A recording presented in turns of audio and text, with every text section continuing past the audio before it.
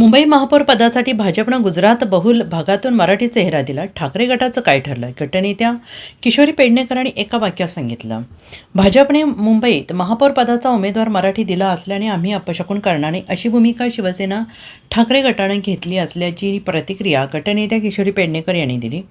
आम्हाला आकड्यांचं गणित मान्य असतात आणि ती मान्य केली असल्याचं त्यांनी म्हटलंय. किशोरी पेडणेकर म्हणाल्या, आम्ही सक्षम विरोधी पक्ष म्हणून काम करू.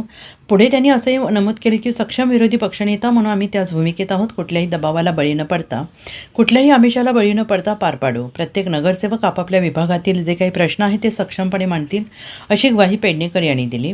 त्यांनी नमूद केलं आहे की विरोधी पक्षाची भूमिका त्यांच्यासाठी नवीन नाही. त्या म्हणाल्या, आम्ही जसं सत्तेत असताना अनेकदा आम्हाला विरोधी पक्षांच्या पण भूमिका बजाव्या लागलेल्या आहेत. आता आम्ही त्याच भूमिकेत आहोत. विरोधी पक्षाची जबाबदारी त्या कशाप्रकारे पार पाडतील यावर भाष्य करताना त्या म्हणाल्या, ती आम्ही भूमिका पद्धतशीर आणि नेटाने पार पाडू. केवळ एक व्यक्ती म्हणून नव्हे तर संपूर्ण पक्ष म्हणून भूमिकेवर भर देताना त्या म्हणाल्या की सक्षम विरोधी भूमिका म्हणून आम्ही काम करू.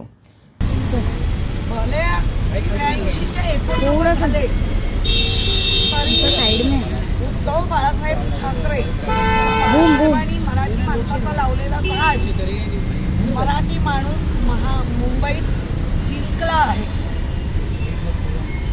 आता त्याच्यावर उपप्रश्न येऊ शकतो की तुमची संख्या, तर माझं तेच म्हणणं आहे, बाळासाहेब ठाकरे यांच्याच नावावरती जे काही मुंबईमध्ये माइंडेड मिळालेलं आहे, मग ते बाळासाहेब कोण गरजेपुरतं वापरत आहे की बाकी ते लोकांना दिसतंय. त्यामुळे आमची लढाई ही मराठीच्या अस्मितेसाठीच होती. कायम ती करत आलो आहे, पुढेही करत राहू. आणि मुंबईचं जिथे आता मराठीच महापौर दिला आहे त्या नक्कीच आम्ही अपशकुन करणार नाही. आम्हाला आकड्यांची गणितं मान्य असतात आणि ती मान्य केलेली आहे.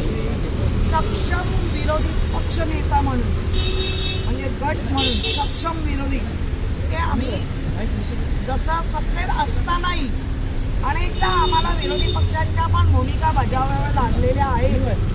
आता तर आम्ही त्याच भूमिकेत आहोत.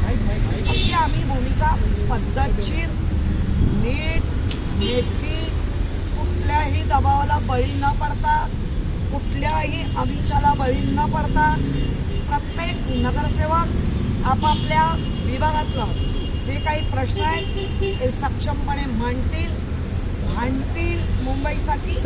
आणि मुंबईसाठी जे जे भल्याचं आहे ते आम्ही करण्यासाठी कटिबद्ध आहोत. नाही, पण किशोरीताई याआधी संजय राऊत असं म्हणाले होते, म्हणजे आता तुम्ही म्हणतात की मराठी उमेदवार आहे भाजपचा, त्यामुळे अपशकुन करणार नाही.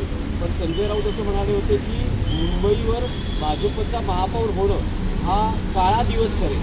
हो, बघा आता संजय राऊत म्हणजे तुम्ही बिनविरोध की म्हणजे समजा एका बाजूला तुम्ही म्हणताय की काळा विरोध नाही, हा आता त्यांनी एक सूचक वाक्य वापरून भविष्य लोकांना दाखवलंय.